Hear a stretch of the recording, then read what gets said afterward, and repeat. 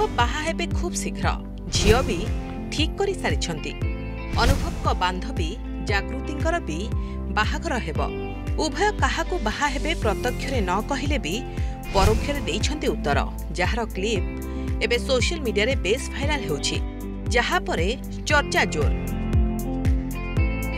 जागृति शुक्ला और पूर्वतन सांसद अनुभव महांती गोटे पॉडकास्ट रे एकाठी नजर आसिछंती।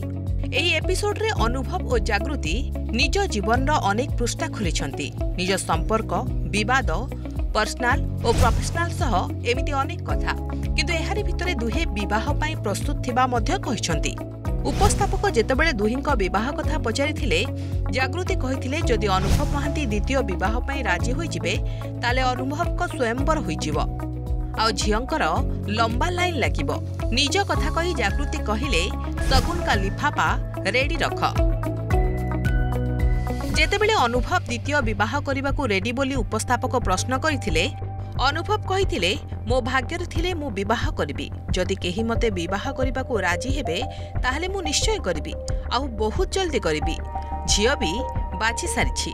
अन्यपटे जागृति एकथा भी कहिसंती जे मु अनुभव को बाहा हेबी ना नाही, दर्शक एनेई वोट करंतु, तापरे मु चिंता करिबी। जागृति कहिले अनुभव जणे भल मनिष, सेई जणे फैमिली मैन। तापरे आंकर कहिले दुहे राजी, किंतु बास खाली कहिबाकू चाहुनांती। एकथा उपरे अनुभव और जागृति हसी देइथिले। दुईंक परोक्ष उत्तर रे जहा जणा पडुची दुहे परस्पर को विवाह पई सहमति देइछंती। एकथा आमे कहूनु क्लिप भाइराल हेबा परे चर्चा हेउछि। तेबे अनुभव जागृतिंकर बाहाघर केबे हेउछि ताकू समस्तकर अपेक्षा।